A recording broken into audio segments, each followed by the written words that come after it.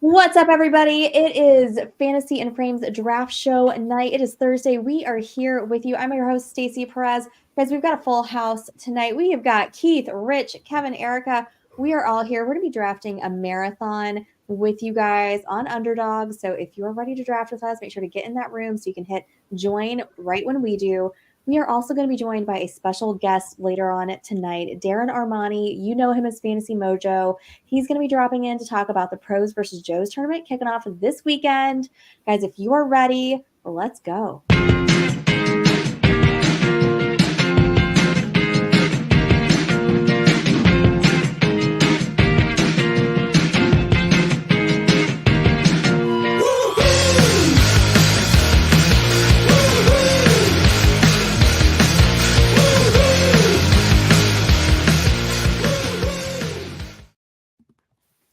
What's up, everybody? Look at that. Jorge finally fixed our intro. Rich, you are finally on there. It is only midway through July on our show. We finally got all the gang is represented on our intro video.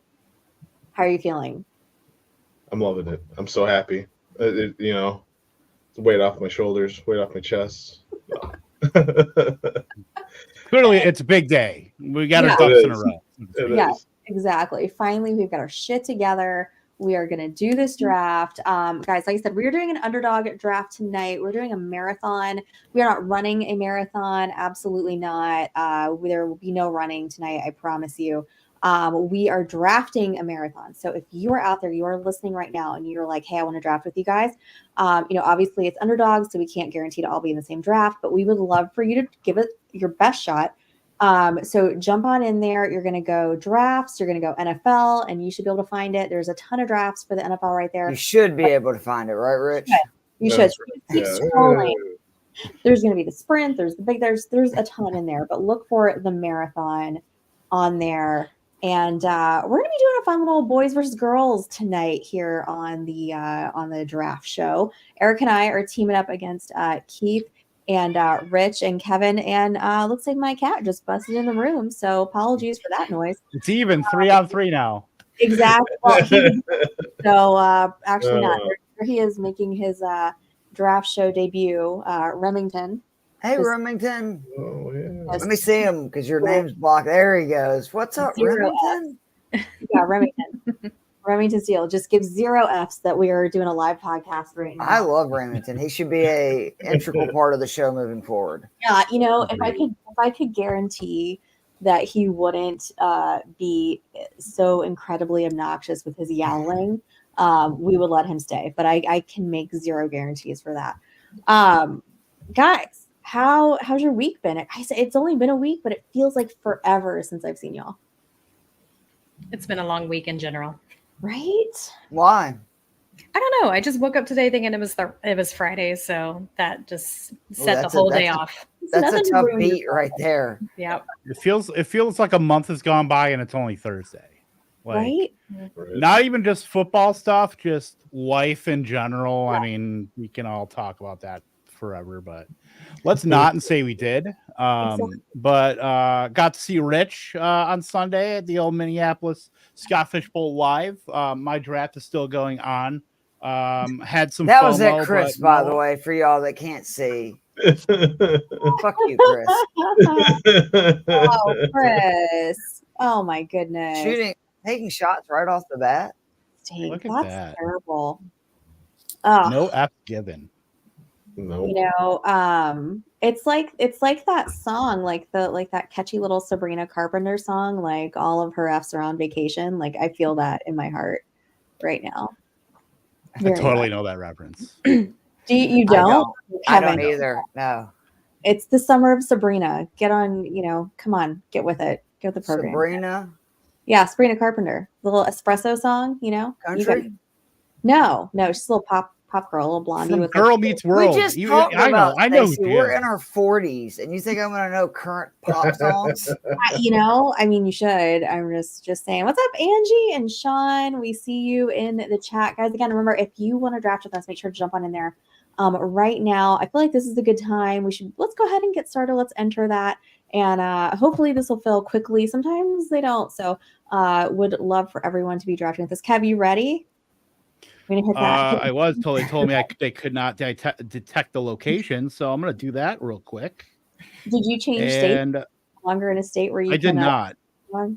State of confusion, maybe. But I am in. You're in? With okay. Like 6 more. Right. 6. Okay. Oh. Better hurry, Stacy. You're going to screw this up. I know. I'm okay. Waiting for 5 more. All right. So, guys, so we're waiting for 5 more. If you want to play with us, guys, it's a $15 entry. The fun thing about the marathon is that this is like no playoffs, cumulative scoring, weeks 1 through 17. You're just going to add up all of those points, and whoever the winner is getting $300,000. So it's 150 max entry, normal roster size for all the underdogs. So it's winner take all? No. They have like a I think it's like 1.5 million altogether prize pool. Angie, we are doing the 150 max entries. I'm sorry. I get it now. It said 150 entries. Well, the math is not adding up here. I was told there would be no math. And like I like to remind everybody, I went to law school, not math school. So do not trust my math at all. I don't trust my math. Is there math school? Yeah. This is a zero math show. This is, I was told there would be no math. See, Chris knows exactly what I'm talking about. Chris is up on his pop culture references. Josh Jacobs is my please don't embarrass me. That word. Yep. So we're gonna start the Josh Jacobs discourse this early, huh? Let's go. Let's talk about some Josh Jacobs. I think you should be more worried about Sam Laporta than you are Josh Jacobs. Laporta's, by the way. That's new to me. Sam Laporta. She did not respond. She's like, I'll kill you. I'll literally murder you. No, I don't know. So the Lions this week tweeted something about like where all the Sam Laporta supporters at, and I was like, are they tweeting directly at me? Like, is this? I think they were specifically, and I was like, yes, they're right here. They know I exist. Right? Always a good feeling. Guys, we're waiting for 3 more people. So again, if you're out there, you want to draft with us tonight, go ahead and jump on it. Again, it's $15. It'll be a good time. You could spend $15 a lot worse ways and come and hanging out with 5 of your favorite people, drafting and having a chance. Just drop Netflix for a month and you're good. So exactly. You don't need Netflix. There's nothing good on Netflix right now, right? Well, I have been rewatching. Everybody already watched the Dahmer stuff. Yeah, the Dahmer stuff. Oh, God. Wow. Everybody already watched that. What else are you doing? Come on. I'm still watching Receiver. I hope we're back to back. I've got 2 more episodes of Receiver to go. I've been like pacing myself. Me too. I'm only 3 episodes in. I just gotta tell you guys, like, if I didn't already love George Kittle like so much, like I just freaking love him. Like he's wonderful. He's adorable. I love it. Give me all the George Kittle. Oh, Angie, if you had to pick Kittle or Laporta to go like hang out with, who would you pick? To hang out with? Oh, Kittle. Yeah. For sure. I'm hanging out. I'm having a beer with Kittle and Claire. And you're not really a Laporta supporter. I don't know how fun. We're going to a wrestling show with. I'm just saying. Angie. So Angie, Rich was having a hard time finding it too earlier. I don't know. Maybe log out, log back in, try it again. But it is going to be. We've got 2 more. You're going to give her the unplug the modem and plug it back in routine. Yeah. I know. Blow in the cartridge and put it back in. Exactly. Yeah, just wave it around. Like. It's called the Marathon. Did y'all play Nintendo? The girls and Rich. Did you understand that? Like you literally had to blow in the cartridge, put it back in. Oh, yeah. Put it back in. Oh, yeah. Sure. Absolutely. By the way, Rich, is the picture in the background new or no? That is amazing. Thank you. Who did this for you? Yeah.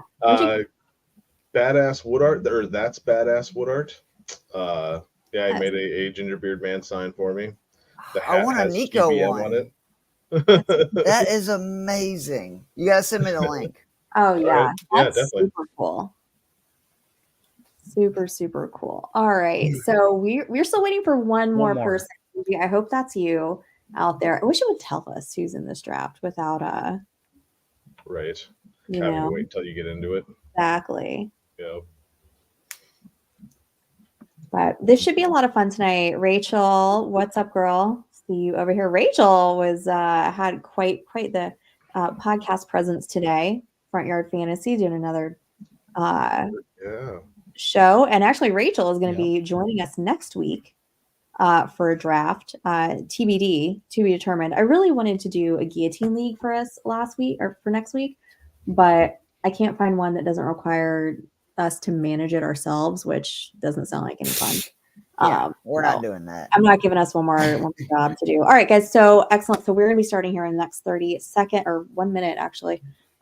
Draft is full. I'm going to get this board up here. Everybody done with their Scott Fishbowl drafts? Yes. No. No?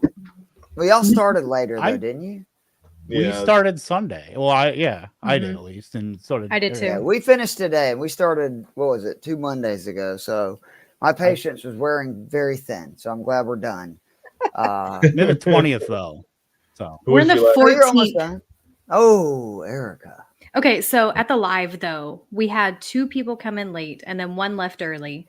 And so we didn't even get through 10 rounds at the live. Oh, that sucks. It really did. We barely got through 10 rounds at the live just because we were taking a very long time. I was going to say, ours was Kevin, quick. yours was the quick one? Okay. We were the first group in the corner of the room, and we were super quick. Look at the dedication of Angie to getting this draft. She said that she grabbed her husband's phone, so she's gridiron Josh tonight, which I absolutely love. Thank you, Angie, for joining us. Yeah, seriously. Thank you, Angie. Hanging out. Not all heroes wear capes. Going to be sniping us, it looks like. Drafting at the 8 spot. We're at the 9 spot over here. Just started with what's the scoring format here? Scoring format's the same as every other underdog draft. Half PPR. You act like I remember what the other underdog scoring for. Damn it, Keith. Come on. Yeah, half point PPR. Let us set the table for Keith. That's true. Yes. And that's fair too, because maybe somebody's listening for the first time and they've never drafted an underdog draft. So it is a half point format. 3 wide receivers start, 2 running back, 1 quarterback, 1 tight end, 1 flex. And then you've got your bench spots as well. This is a best ball draft, guys. So just like all the underdog drafts are best ball drafts, not managed leagues. We are going to be coming up, and I didn't get a chance to shut my door. So guess who's back? Yes. And hopefully he'll behave. Make no promises though. I hope he judges every one of your picks. Like it's like right after you make your selection, you hear him meow. He's very good. He's very judgmental. He is a very judgmental cat. I love cats, man. God, I love them. So we've already got 3 backs off the board. Is that normal for this format? Gibbs at the 107's a little frothy. Rich. Yeah. That's a little rich for my blood there. Erica, Especially over Bijan. Erica, we're on the clock right now. We've got 24 seconds left. How do you want to go? We could go Bijan or we could go receiver here. I don't know. What do you think? I like Bijan. I do too. I think that's kind of fun at 9. Let's do it. There we go. Oh, there you are. Okay. All right, boys. We were thinking probably wide receiver here. Garrett Wilson goes. Puka, AJ Brown. I would lean probably Puka, but I'm good with either of those. I was going to say I'd lean AJ Brown. I'm breaking the tie, I guess. Yeah. Don't have enough AJ Brown. I've had enough Puka. Let's go AJ Brown. A little different texture, I guess, for the exposures here. I do take a lot of Puka. I'm fine with AJ Brown. I feel like a lot of people want to kind of drag him down in like the 2nd round, but the dude's always efficient. There's no reason why the Eagles can't get back to it, and we're back up. I was going to say, Kevin, as you were monologuing, we need a pick. Yeah. JT?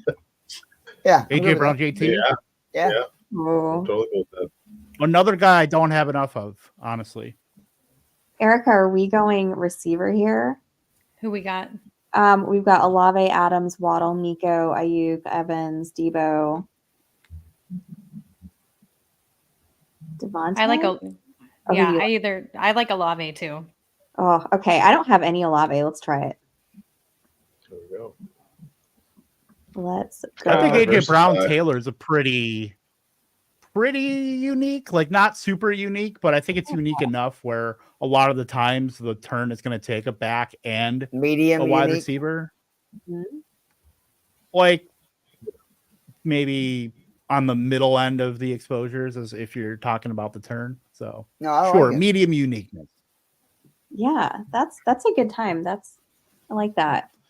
And I think Taylor's being disrespected too. If you look at just what backs have done in the Steichen offense historically, especially if Richardson's healthy, I mean, I think he could have a monster year. When he's been healthy, he's been great. The issue, obviously, the last 2 years is he's had some injuries, but I think that's a bonus for him because he's still only 25. He's only had, I think, one season with 240 plus rush attempts. I really like Taylor in this offense, especially with Zach Moss gone, because I don't think Trey Sermon, unless Taylor gets hurt, is going to be stealing touches. Right. That RB2 job for the Colts is very ambiguous. It could be Hull, it could be Trey Sermon. Like you really don't know. And I think that kind of leads toward Taylor. Plus, I feel like Steichen's going to handle Richardson with kid gloves a little bit, especially near the goal line. Like, why would you need to risk Yep.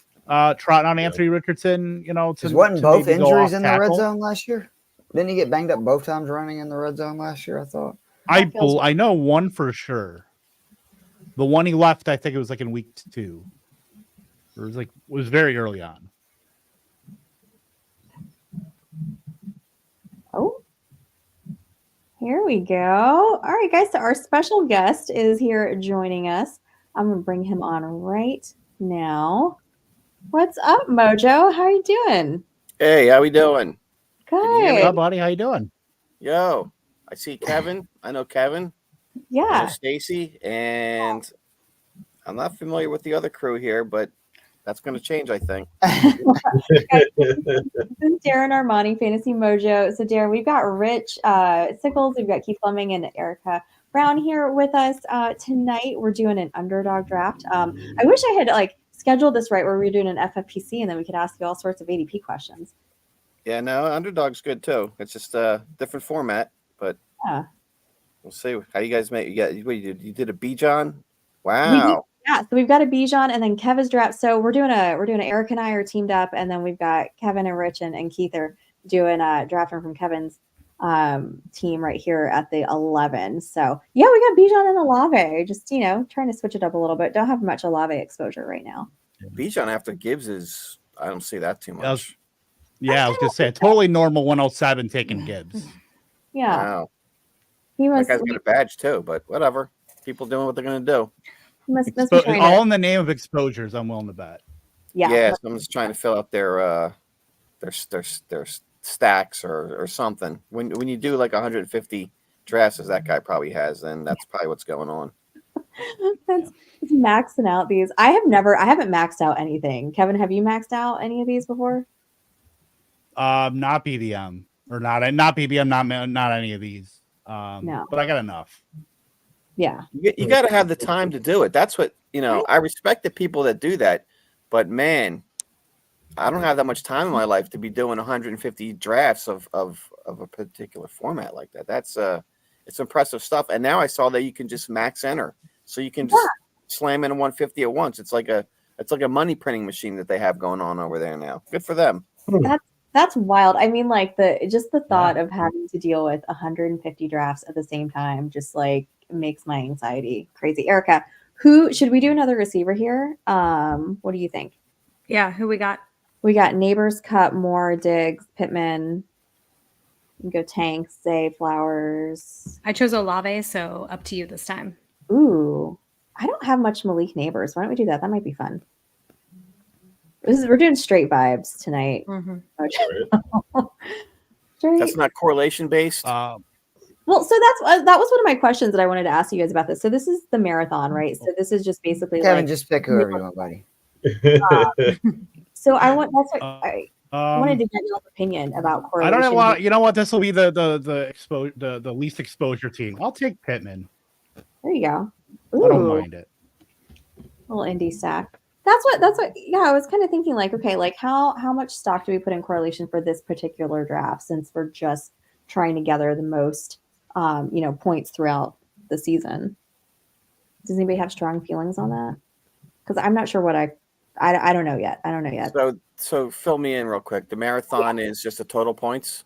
Yeah, marathon cumulative points, weeks 1 through 17. Yeah. Yeah, total points, and that's really it. And then they have like the breakdown for prize structure. Yeah. Well, I think stacking and correlation probably still. Well. So that's what I was about to suggest there, Yep. Kevin. Yep. Yeah, he's still gonna be stacking. I don't want to take Richardson over Lamar. No, I'm with you. I'm fine with one of the Houston guys. Dell or I like that. Stephon I like Diggs. that actually. Yeah, I like Dell. You're never gonna get me off of Tank Dell. Yeah.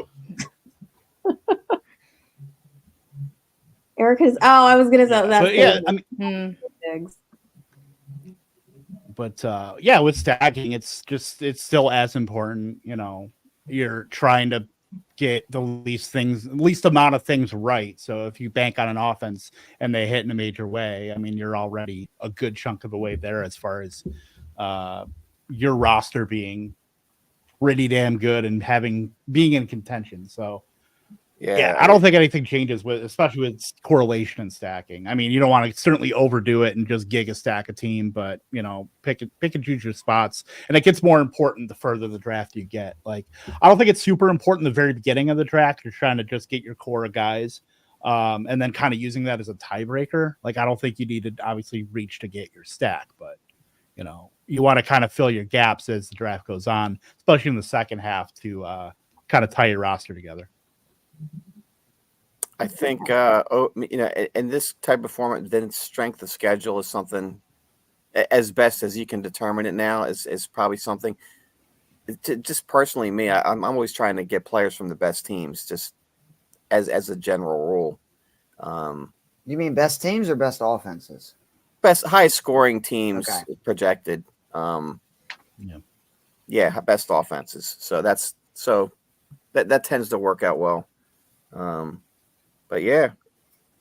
Well, that was going to bring. So that's another question that I had. Is kind of when thinking about like this draft tonight. Like, is there a player that you guys are specifically looking at who's like a good value? I'm not talking about like one of our top first or second round guys, but a good value who's still on like a high volume offense that you're particularly targeting in like a draft like this where you're just going after most points. Anybody got anybody in mind? Yeah, I mean, I'll keep saying it. Terry McLaurin in the Washington offense. I don't understand why he's still, I think, wide receiver 33. They're going to throw the ball a lot. They're going to throw the ball down the field. He's caught a ton of passes every single season he's been in the NFL, despite the schmucks he's had at quarterback his first 5 seasons. And what I really like is he keeps playing. Like last year, he had a pretty nasty turf toe injury, and he still played through that injury. So he's tough. I think Daniels is not only the best quarterback he's had, but he pushes it down the field better than any QB he's had. And we know in this new Washington offense, they're going to play at a quicker pace. I think they're going to score more points. I love Terry McLaurin. I've grabbed him so much in best ball, and you name basically the league draft, whatever that I've been in this year, and I just keep getting him over and over and over again, including the Scott Fish Bowl that was this week. I grabbed him again. I kind of like Dotson for a bounce back this year too. Ooh, yes. Are we still on Dotson? Because I was so high on him last year, and obviously that didn't end up well. But I don't feel like I can quit him yet. Well, It's too early. You shouldn't, because that's what you want. Yeah. And again, everything I said for McLaurin, same thing for Dotson in a lot of ways. Yeah, I'm looking at a lot of especially for this format. I'm looking at a lot of the mid-round veterans because they're not going to not like Keenan Allen and like DeAndre Hopkins, who are still productive, can get open, are still pulling 2 yards per route run. We've not seen a drop off on either. Obviously, Hopkins gets, I would say, an upgrade in their offense now that they got Brian Callahan, and then that a couple space backs and Spears and Tony Pollard. That offense should open up a lot more. And then Keenan Allen going to Chicago, where look, Roma Dunze is going to have to figure out a way to get on the field in 2 wide receiver sets, but until he does, it's going to be Keenan Allen and DJ Moore just getting a lot of real estate in that offense, and I think he's not priced that way. Kev, I didn't want to interrupt you earlier. So, Erica, I'm so sorry that I took Say Flowers without asking you. I hope That's all good. oh my God. Can we take Trey McBride here? Go for it. Okay. I was just so excited that I couldn't believe that he was still around. I can't either. I know. Wow. Very excited there. All right. So, Darren, I want to ask you a little bit about, I have a few questions because I know our Pros versus Joes tournament is starting this weekend, especially Sunday. So that's the first one, right? Because I think I'm in the first one, right? Yeah, you're in the first one. You got a murderer's row of pros in there with you. I know when I saw that list, I was like, oh my gosh, like I can't believe we've got so many sharp drafters. I mean, and then, I was looking at every single one, that's going. Yes. And I was like, gosh, I don't want to be in any of these drafts. Like I couldn't pick one that I would rather be in because they've all got so many like sharks in them. Yeah, there's no place to hide. But no. and just so let me bring up your league. Maybe I'll help you out here. I gave you some intel on who you're drafting against. Yeah, because I don't. There were a few of the Joes that I recognize, not in my league, but some other ones, like Danny Mueller and Brad Petrie and Darren Larson, like know those guys from drafting in Kentucky. But yeah, some of the other ones I wasn't quite as familiar with. So you're drafting in the 8th spot. The guy that's drafting in 9 is the one who won the Never Too Early tournament last year. He's pretty good. He's actually the favorite in that league, according to Javier's odds making services. And then the Joe or the pro that's before he was Theo Greminger, and then you got Sigmund Bloom. I don't think there's gonna be a lot of value sliding to you. No. So my advice, again, because this is you got one shot. This is like a July league. Target the players that you think are going to be, your favorites for this year, and just go after them. This is definitely a get your guy format. This isn't like if you're waiting for value, you're going to come away with a bunch of players that were great values that you don't really necessarily like at the end of the day. Yep. Laporta. Stop. I am drafting 8th. I feel like that's like prime Laporta territory. But I've got to tamp it down with the Laporta. I'm out of control, Darren, with the Laporta lately. Yeah, you might have to take him in the first because I don't think Laporta will make it back to you. I don't think so either. I mean, that's what I'm, kind of looking at these. I was like, there's no way that he makes it back to me. So if I want him, I'd absolutely have to take him there. And even if I wanted to do, like a bully tight end, kind of set up, I may have to do it that way because I don't know going, back down and then around again. I don't know that I would get anybody that I'd really want to do that. Yeah, you got and he probably won't like me saying this, but Sigmund Bloom at 10, he's a elite tight end guy. So he's been known to double tap tight ends in these things. So keep that in mind. No. Oh gosh. I've got so many different plans that I'm looking at and trying to get ready for Sunday. Can you tell everybody a little bit? Because I know Kevin and I are pretty familiar with what Pros versus Joes is, but just for people who are listening that may not have heard about it before, just tell them a little bit about the tournament. Yeah, so it's a invitation only best ball competition at the FFPC, and they're a premium tight end scoring system. So there's 7 leagues that we have 42 Joes and 42 pros. So all of the Joes are guys that it's coming from a pool of players that are dropping $2,000 a piece. Not to get into this competition, but they come from the main event entrance. So they're all guys who, are skilled players. Yeah. And so we just in each league's going to have 6 of these Joes against 6 of the pros, and then to even make it more interesting, we slot them right next to each other. So number 1's a Joe, 2's a pro, 3's a Joe, 4's and so on across. And then we rotate who gets the first pick, a pro or a Joe in each league. It's a best ball format. It's 20 rounds, and there's a lot on the line because the winner of each league gets a free entry into the 2025 FFPC main event. and those entries are valued at $2,000 a piece. So you got a 1 in 12 shot of getting that $2,000 entry. So it's a very competitive environment. And you know, with the pros, the industry guys, like you hear them talking all the time about player valuations and whatnot. But when they actually get it, this is interesting because when they get into the draft room and you got this kind of, you know, cash on the line, essentially, you're going to see who they really are coveting, right? So it's the same thing for the Joes. Like everybody's going to put their cards out on the table, and it's get your guy mode. Like they're not going to be doing cutesy. Let me try this awesome roster construction. You know, you'll see some guys doing zero RB and whatnot, but really it comes down, the guys who win these leagues are the guys who keyed in on the league winners back in early July. So if I look at the team who won last year, it wasn't who they drafted in the first, like they didn't mess up in the first 2 rounds. It was like Amon-Ra, St. Brown, a couple other guys. But the reason they won was because they got Sam Laporta like in the 8th round. They got Evan Ingram. Like they hit the league winners in those drafts. And Puka Nacua wasn't even drafted in 4 of these leagues last year. That's how early we are sort of into the cycle. So you really have to be like a good player evaluator to win these things. So it's you know, if you want to go on the site, you can look at last year. There's the leaderboards from last year, and just you can look at the leaderboard, click on the teams in the leaderboard, and it'll take you to the draft boards if you want to get a feel for what the winners teams look like. Nice. Who won last year? Albert Leach, a Joe. I can't remember the last time a pro won one of these things, to be honest with you, because the Joes are so familiar with the format.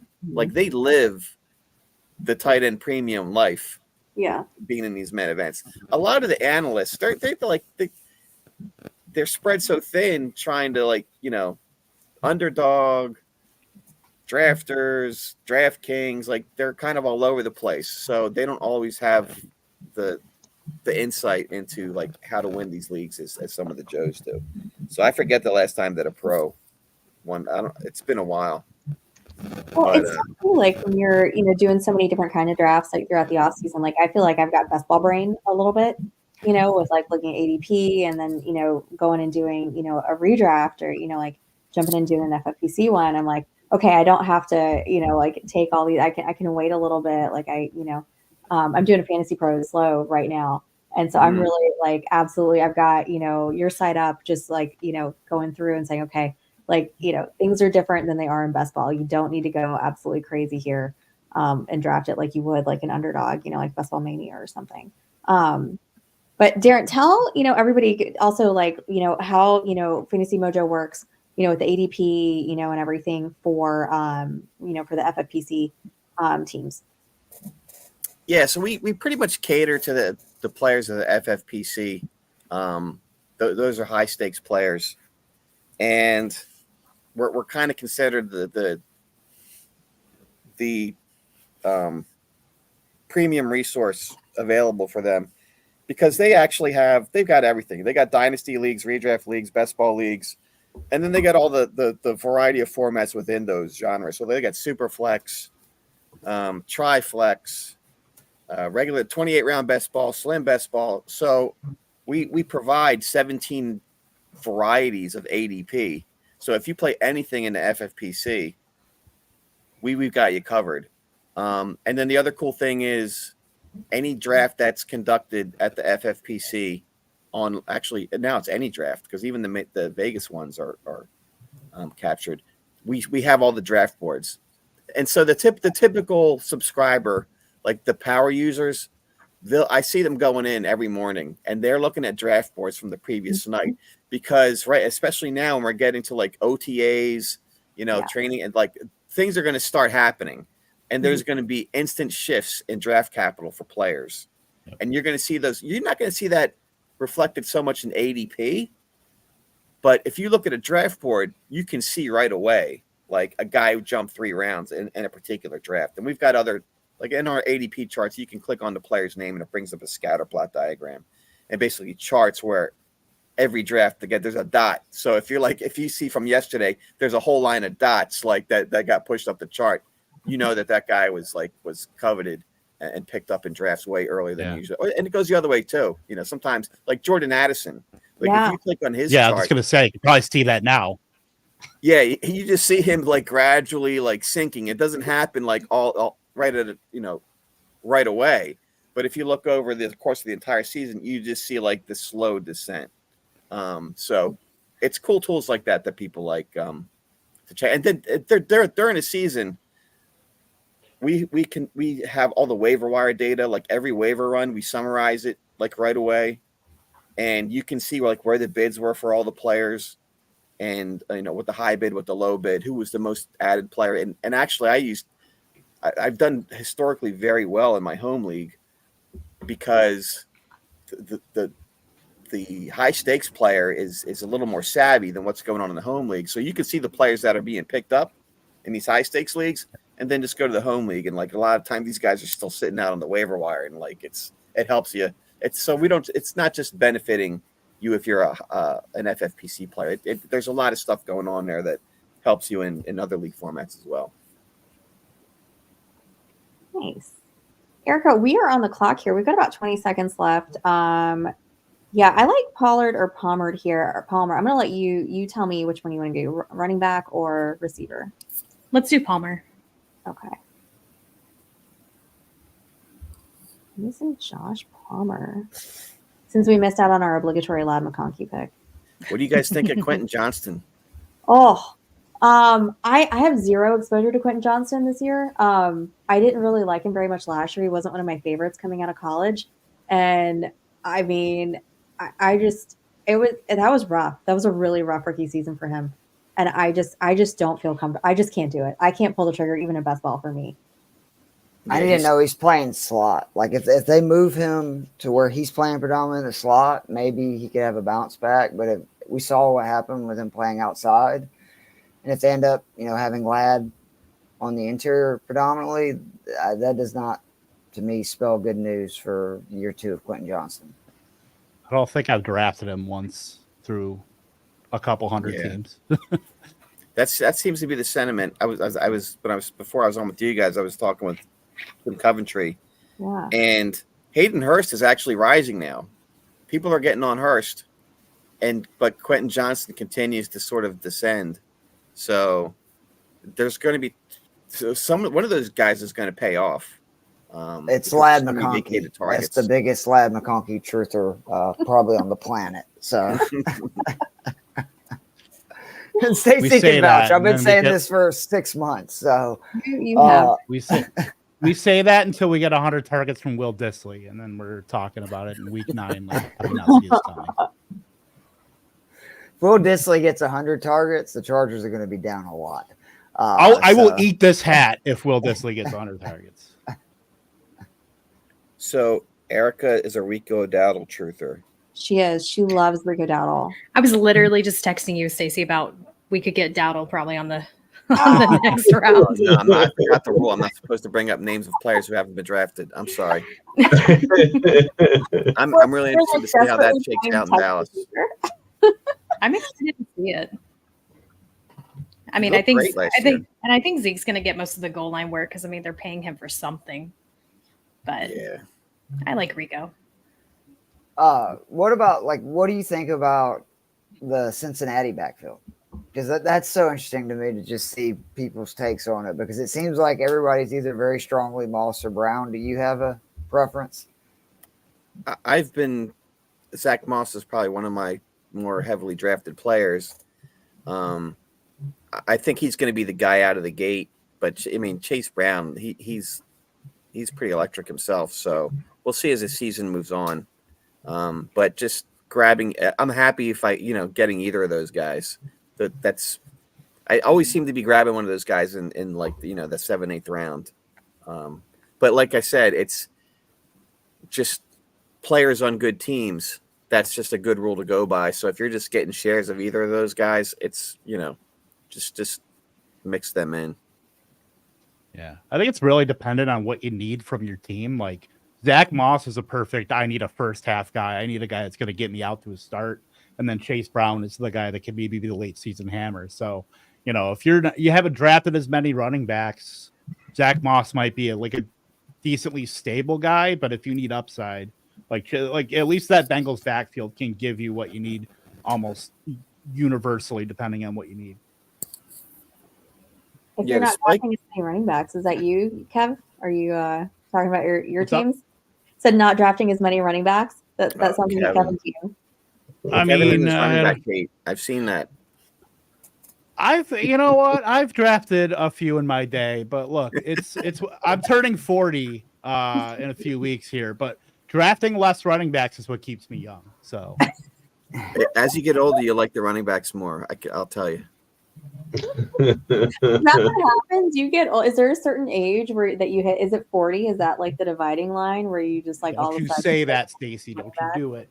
I doubt that because I'm 3 years past, and I rarely take a running back early in any kind of draft. So it's a preference thing. Yeah. Darren, let me get your opinion on the Najee versus Jalen Warren situation, because I feel like they're going so close together everywhere, like every format that I've seen so far. Like, do you have a strong opinion one way or another, like who it's going to be, or is it just going to be Cordarrelle Patterson and then we're all going to just scream into the void? I think Najee's your floor guy, but Warren's the guy with the upside that could spike big time in any given week. I haven't really been drafting a lot of them. It's not like I'm fading them intentionally. There's just other guys going around them in those rounds that I prefer over them. So, I mean, Najee's he doesn't have that explosive capability that you see with Warren look great.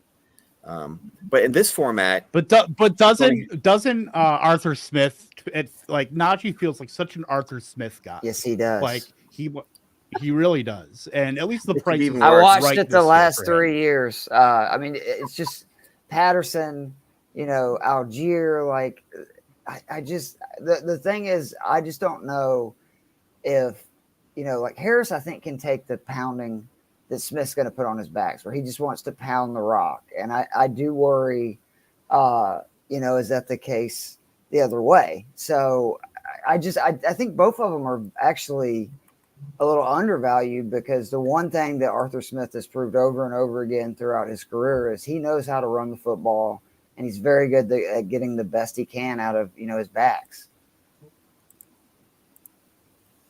And also driving the fans of the teams that, root for him crazy by his offensive play calling and player usage.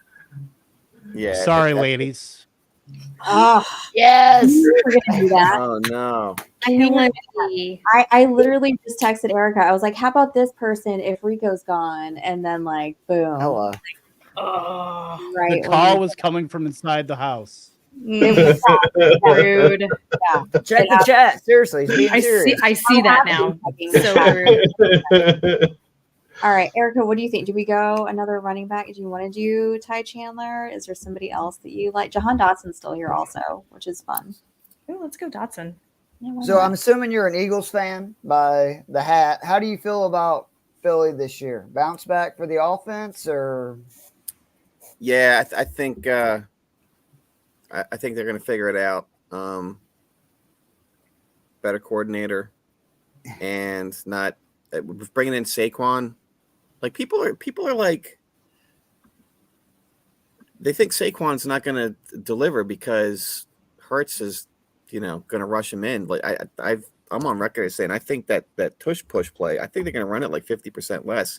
They don't want Jalen Hurts doing that necessarily. Yeah. They did it out of necessity to be doing, and they had the massive line. And you saw as the season wore on and teams figured out that they couldn't stop it, they started just disrupting the play, started taking cheap shots on Hurts, and they don't want him in there. They got to keep that guy healthy. So I think we're the number 3 receiver situation is kind of iffy, but they've always been a team that funneled it to the primary wideouts. But don't you think Goddard is their number 3 receiver? I don't think in many ways so. in Barkley, no. not on a consistent basis. Like they didn't, Goddard kind of like was inconsistent. It was almost like it was game plan specific. And Goddard isn't really even a tight end that I am targeting really this year because of that. It's going to be too hard to predict when he's going to have a good game. Evan Ingram is the guy that I've been targeting at tight end because you have those elite tight ends. You have like the big five, and then it goes Pitts. Well, actually, I'm seeing more Ingram in front of Pitts. So it's like a toss up right now. So Ingram to me is like the better value if you want that. You can almost grab another elite running back or wide, really more of a wide receiver there, and then grab somebody like Ingram. And people don't seem to be onto it. He was the number one. He started targets in the NFL last year, and then they lost Ridley. Like I'm with you. We were talking about this last week that he's like tight end 8, I think, right now in half point PPR ADP. That's insane. Again, that like only 2 people in the entire league. We're talking about wide receivers got more targets than him last year. So I'm with you. It's kind of surprising because he's one of those perfect. I think obviously extremely high floor, but I mean, who's to say he doesn't go bananas, especially with Jones gone, who he targeted a lot in the red zone. Ridley, they target, I think it's like 65% of the red zone targets went to Jones and, Ridley. So why wouldn't it be Ingram, potentially to get a lion's share of those? Yeah. I mean, he'll regress a little bit, but still he's the value out there. He got a lot of that stuff in the last week of the season too, which didn't help fantasy players. So maybe that's why it's like they didn't feel like the benefit of that because the season, they weren't playing with that final game, and he got a lot of the production there. But to me, like the targets are going to be there. He should still be a monster. Yeah, he was putting up 10.2 fantasy points and half point PPR scoring per game, which there's only a handful of tight ends that are putting up 10 points or more per game. With 4 touchdowns, which is kind of insane. Which is crazy. Yeah. Erica, do we want to take – I have like literally every rando running back thrown in the queue here. We've got McLaughlin, Wright, Herbert, Antonio Gibson, which they all feel a little gross. Does anyone feel like less gross to you? I'm not really. So vibe it. Right, let's go with McLaughlin. I'm just going to go by ADP, according to Best Buy here. Best Buy, Best Ball, or Underdog. All right, Kev's up. Let's go look in the chat and see what he's going to do. If you take that quarterback, Erica and I are never going to speak to you again. I'm just letting you know. I'm not even gonna say it. I don't want to put it in the universe. I mean, we just gotta hope that November time he's still playing. I mean, you gotta hope by like September time he's still playing. Like if you're basing it on last year. I mean, I think it's kind of gotten ridiculous. He's not somebody that's been often injured in his career. I know it was a really bad look for him to get injured on the first night, just a few plays in. But Rodgers has been pretty freaking durable, throughout his career. I can understand maybe concerned about him being ready for week 1, but I don't understand people thinking that, it's, he's this injury-prone QB all of a sudden. I think it's the age that type of injury at that age. Like if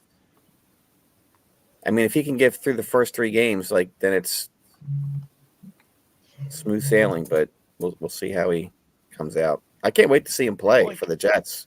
I've been waiting for a freaking 2 years to see this. Right. I mean, the dude he played 3 snaps last year, and then he was still throwing. We saw at the end of the season, maybe I'll come back. But the dude was at least throwing, which is a good sign. Like I don't think he's going to be like anywhere close to what he was even 3 years ago, but 3,800 yards, 20 to 25 touchdowns. That's perfectly fine where we're drafting him. Yeah. And he's got weapons around. I mean, like, no offense. I might get Devontae Adams. Who knows? Deshaun Watson continues to get drafted in front of him. And Watson's the guy I got way more concerns about than Rodgers. I mean, we're like in year 3 of him being back, and I've seen nothing to show that he's anywhere near the QB he was, before the suspension. Yeah, you figure Rodgers, it's more of a game manager situation, but that's what they need. They need that stabilizing presence because they got so much talent everywhere else. There There's goes Quentin. Quentin Johnston. Round 14. I think I like Darnell Mooney more than I like Quentin Johnston. I had to pick there. Guys, I've completely let the draft get away from us. We're in round 14. Right now, let's see. Kev, guys, Rich, Keith, how do you like your team so far? I guess I mean Stroud Rogers. We've got 2 anchor running backs basically, and Taylor and White. We're still working on the running backs. Probably got to get 6 in there, but wide receivers are perfectly fine. Pitts, Conklin. It's a good team. I mean, it's different. It's different. It's the wide receiver, the back end wide receivers that maybe I'm a little worried about, but. If Buffalo's better than anticipated, if JSN can bust out in the Ryan Grubb offense coming over from UW, Tank Dell can vault over Stephon Diggs. I mean, we're cooking with something here. We just got to see what we're cooking with. Right. Erica, how do you like our team? We're a little light on running back, but other than that, what do you think? I mean, we're going on vibes at this point. Yeah. It's hard on this end when you can't see what players are available. Yes. So, it's difficult for us where I'm like, just choose whoever you think is good. Who is it? That Will Levis pick for us. We really wanted Baker there to go with our Chris Godwin pick. And then 12 sniped us big time on that one. I thought we could wait a little bit and push it, but apparently not. How many teams advanced out of this? I assume it's a total point. Like, what is the structure of this? Is it through 17 weeks? And just all teams across all leagues are just thrown into a giant leaderboard, and it's whoever finishes first, huh? Yep. I think so. Yeah, it is. I'm looking at the rules down here. Yeah. Wow. We're up. You have to draft the perfect team across all the leagues. You do. Week 17 is so interesting too to me. It's just that, those last couple of weeks, you can do everything right and then have a bunch of guys that have buys or whatever, and or kind of have things wrapped up, nothing to play for, and it's one thing that I've always wondered about with best balls and stuff is how do you prepare for that? And to your point about good offenses, I always worry about that with really good teams. Is like, are the Chiefs late in the season going to have everything wrapped up, right? And, have nothing to play for the last game or two. So then in this format, it could be important to have some sense of player ownership. And you want to have some players rostered that may, be lower owned across the tournament pool.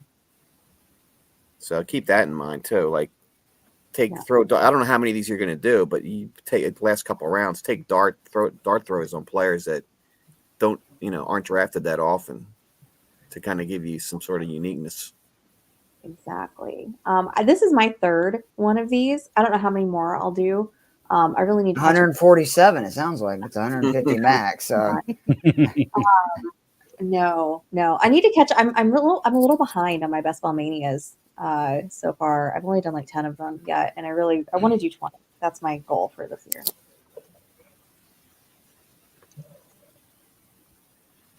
I've had a thought the last few days, and I want to get everybody's opinion on it about Buffalo's running game. So it was kind of somebody brought this up to me, and it sounds great, and I can totally see that happening. James Cook and Ray Davis being an arbitrage, Jahmyr Gibbs and David Montgomery. Thoughts, questions, comments, concerns? I mean, potentially. The only thing is the Bills' offense was really good with Cook seeing a pretty high volume down the stretch. I'd actually have to go back and look what his red zone and short yardage numbers were like. I know in college he was actually pretty good at that stuff, but I just like getting Ray Davis because anytime you have a back that's a little undersized, let's just be honest. If they're getting a pretty full workload like he was, there's a chance you get dinged up, and that's sometimes all it takes for a guy to kind of take over. Yeah, like Joe Brady was more than willing to give James Cook a lot of run, and the fact that they had to go to the well with Latavius Murray last year, and then they ended up signing Leonard Fournette. They used Ty Johnson probably way more than they should. Clearly, they're looking for somebody to play off of James Cook. Yeah. So clearly they're looking for somebody to play off James Cook. Maybe they don't think that he can shoulder all of that load. And hopefully if Ray Davis can get on the field in like week 1 and be a contributor and kind of work to that, that's the kind of vibe that I'm getting from that backfield tandem, is that it's a Gibbs Montgomery kind of pairing that you can get way later. I definitely think they're going to run it a lot too, like a lot, even more than they did last year with trading Diggs. I mean, all their moves to me seem to set up. They're going to run it, move the chains, try to be a little bit more like the Chiefs were year 1 without Tyreek. Mm-hmm. So if you could put, you're right. They kind of like insisted on feeding Latavius Murray the ball. And if you can put a more talented player in that situation, that could be, he could probably do more with those chances than Murray did. I'm curious to see how much more Josh Allen runs, because what he's got at wide receiver isn't what he had last year. Right. It almost feels like last year's Chiefs in a way too, where they were kind of going with the Sky Moores and Justin Watsons and Kadarius Tonys. They kind of had to kind of just piece it all together just randomly. They had to deal with what they had, but at least they had Pacheco, at least they had Mahomes, and they had Kelsey. Obviously Kincaid is probably looking like the clubhouse leader as far as, the top target, at least the highest upside target in that receiving room. There's a guy I really like too, Stacy, we were talking about earlier, is Wan'Dale Robinson. Yes. If you look at like how much he was involved the last 5-6 weeks of the season, what he did when he was healthy the year before. I mean, obviously, as a smaller guy, he's got to stay healthy. But if he does, especially in that offense, Cole Beasley, basically, that's the position that he's running. Mm-hmm. And we saw in Buffalo, that he could have 50, 60 reception campaigns. I actually think Robinson's got a little bit more talent to do a little bit more if he gets those kind of targets and receptions than Cole Beasley did even, in his prime. Yeah, I was just trying to pull up some of Wandale's numbers here. Especially with Waller gone. Neighbors, Wandale. He's one of my favorites. I really liked him last year too. I like him a little bit more than Jalen Hyatt, I think. Yeah, that Giants, like outside of the Neighbors, there's like 5 or 6 guys that could lead or at least be second in targets. Yeah. But I think Wandale's kind of got to be that guy. Like, it's funny how I can remember like random games. I still remember that 10 catch game that Wan'Dale Robinson had in 2022. That files away in my mind with that Kadarius Toney game that he had with the Giants against the Cowboys. Like, they stick out randomly for me, but yeah, I think it's a cast of characters. Hyatt's not. Yeah, like Hyatt's not a target earner. He's a boomer bust just guy. A bunch of guys after that. Yeah. Right. Yeah, Wandale had 78 targets last year. Only 525 yards, so not too great. And if you look at his snap share, though, if I remember, he didn't really play a lot until late in the season, so that's a good bit of targets for the amount of time he's actually on the field. Yeah. Not not too shabby, huh? Not too 7. shabby. Yeah, let's see. What did he do last year? Yeah. He's definitely a PPR guy. Like, certainly. He might be like low key, like a very, very, very poor man's Jarvis Landry, where he's not going to do much as far as ADOT. He might not do much yards after the catch either, but he'll just compile. That's pretty much all. That's all I can ask for in like the 17th round. Yeah. Oh, wow. All right. Because we're coming around into the 17th right now. This draft only goes 18 rounds. Angie, you are on the clock right now. Hopefully she doesn't snipe us again. Erica, what are we thinking here with our last couple picks? We've got our team so far. We've got a 2 quarterback, 5 running back, 7 receiver, 2 tight end build right now. Angie just took Javon Baker. Do we want to go after another Arizona receiver, or are we trying to get another running back? I like receiver there. Are you a Dortch girl or a Jones girl? I like Dortch. Dortch, the human Dortch. Let's do it. I mean, Kyler Murray loves him. What was if he was 6'5", he'd be a number 1 receiver. You want to take Kraft and just double it up, Kevin? I would say we probably should get the running back because I think he. Do you guys like Estime? You guys good with Estime? I'm good with that. Yeah, because I mean, there already that report saying that Williams is not a Denver running back in every draft. Yeah, right. I subscribe to that. What's left at tight end? Colby Parkinson. Oh, well. Could go with Kraft. I'm fine with that. You guys could go get Jelani Woods to go with your Indy stack. Oh, is Woods still available? I don't hate that. Yeah. I was kind of kidding, but yeah, you could do that. I don't hate that. I actually like Jelani Woods. A lot of smart guys are on Jelani Woods this year. All right, I was an Oklahoma State guy for a while. Britt loves Jelani Woods, and I can't help but see he's 5 years younger than Mo Alley Cox. But I was very high on Jelani Woods 2 years ago, and then last year I talked about him a little bit, and then after last year I was like, all right, I'm done. Usually I can get 2 years of somebody doing nothing, and I'm like, all right, I'm out. Like he didn't even have like one big game, I'm pretty sure, last year. He didn't play a snap last year. Did he not play one? He literally played 0 snaps. Nope, he didn't play a game. He was on the milk carton last year. So he was, that's why he was injured. So out of sight, out of mind. I know me and Stacy are big in the other big tight end is Darnell Washington. Oh, but it doesn't look like he's going to get used either. So it's Arthur Smith, man. Arthur Smith.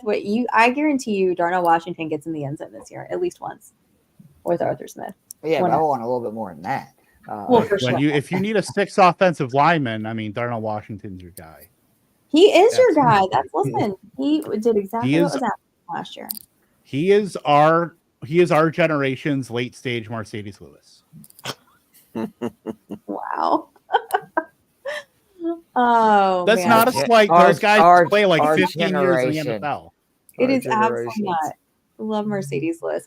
All right, so Kev, your team's done drafting. Erica, our team is done drafting. I feel like this is a good time to kind of wrap things, get it kind of towards the end, but we need to announce our special listener league, right? Oh yeah, we do. Darren, let me ask you: have you ever played in a vampire league? A vampire league? No. Yeah.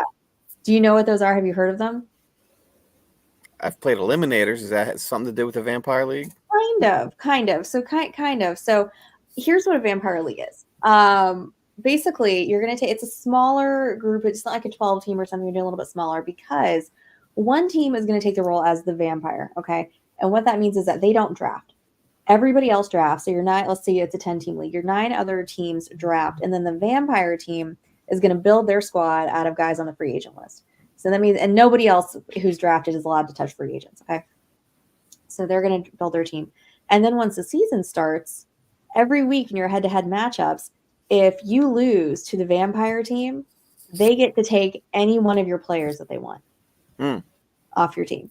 And then they just keep doing that throughout the year, and it just builds like that. They get first dibs on waivers before, everybody else will get a chance for waivers, but they get first dibs on waivers. And it kind of works like that. And so I heard about one a few years ago. Erica and I have been mentioning that we'd really like to play in wine. We were trying to find, some, platform that hosted it. We were having a lot of trouble doing that. I found an article that says you can customize the settings on Sleeper to do a vampire league. So we decided we're going to do a listener league with everybody out there. We're going to take 9 other listeners who want to do this with us. And this is what we're going to do as our last show of the off season before the season starts, August 29th. That's going to be our show. So if you guys are listening, you're out there, I'm going to post the information later. But if you're interested in playing in the listener league with us, we need 9 of you, and you can DM any one of us. Let us know that you're interested. And careful, Stacy. I know. Well, Erica, that goes double for you too. Yes. Open up them DMs can be a little bit of a mistake. I'm just saying. If you're going to send in appropriate DMs, it's there you go. Fleming. That's where you want to send those. Appreciate that, Stacey. Thank you. How we're going to choose them is like the hot dog eating contest. Oh my gosh. Yeah, again, at boy. Keith Fleming is where you want to send all those. We want your most creative vampire themed fantasy football team name. That's what we want. So throw that in there in the DMs. Let us know you want to play. This is going to be open to any of the shows on Fantasy and Frames Network. For their listeners, all of our listeners. We just thought this would be a fun way to kind of wrap that off season. This year, make it our first ever listener league. So if you're interested, like I said, send us a message, let us know. Otherwise, Darren, this has been so much fun. Thank you so much for coming and hanging out with us tonight. Sure. Appreciate it very much. Can you tell everybody where they can find the Pros versus Joes tournaments? Because those are going to be live streamed, right? Yeah, they're all going to be broadcast live on the FFPC YouTube network. So you can go there. They start. It's Sunday, Monday, Tuesday this upcoming weekend, and then Sunday, Monday, Tuesday the following week. So they give it a little break. Like they do 3 nights of hosting, and 8 p.m. Eastern. That's when 8 p.m. Okay. 8, 9, 10. If you go to my website at fantasymojo.com, you can see it lists all the times. It lists who's drafting in each league, has the odds of the players. And then we'll keep all the draft boards from the drafts will be posted there. It's kind of like a one-stop shop to keep track of everything. Cool. But so it'll be FFPC. I don't know, Stacy. You still talk to Farrell? I think he might be hosting some of them too. That's what I need to check in with him because I was just about to ask you, like, is Balky going to be? Or is Balky going to be the one doing the live streams? I think they're going to mix it up. It sounds like Terp, Balky. That's yeah. Because they poor Balky just used to like have to do all of them, and I think he was about to fall over by the time he got to the end of the last draft. So don't overwork the guy. Yeah, I mean.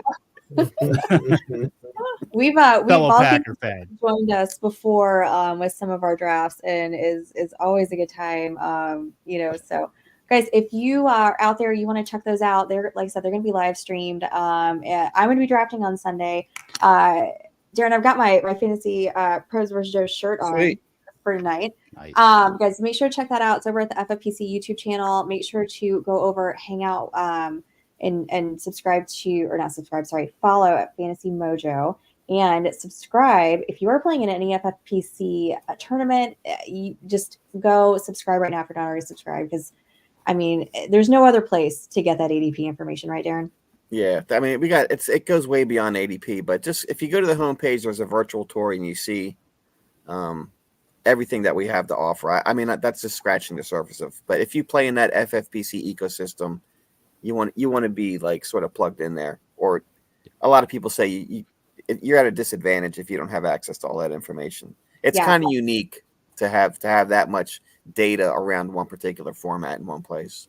It definitely is. And the Stack Finder is something that I learned how to use this year that I've really enjoyed, like trying to put together, okay, like, how many teams are built like this and, these different players. So that is awesome, guys. It really is. You're at a disadvantage if you're playing in the FFPC and you don't already subscribe to Mojo. So make sure going to the expo. Oh, expo, all of us, right? I'll see you all there. of you. Yep. Keith, come on, man. Oh, Come on, I got things to do. I'm sorry, Stacy. Big time. No, I don't mean it that way. I just mean we got weddings. We got a lot of stuff going on in August. Summer's busy. Oh man. All right, guys. Well, thank you guys so much for hanging out again. That's at Fantasy Mojo. Remington is making an appearance again here at the end of the show. That's that noise you hear in the background. Feed that poor kitty. Poor cat. My goodness. So Erica's over at America108. Kev's at K Tompkins SII. You got Keith Fleming. That's where you're going to send all your inappropriate DMs to. And then Rich is at Rick Sickles GBM. Guys, make sure to subscribe to Fantasy and Frames. We hit our 1,000 subscriber mark. Very excited about that. So if you want to get all of our information on how to hang out with us, watch our shows, and draft with us, that is where you're going to be able to do it. And we will be back next week with special guest Rachel Tootsie Pop is going to be here drafting with us again. Yeah. And we'll see you then, guys. Have a great weekend.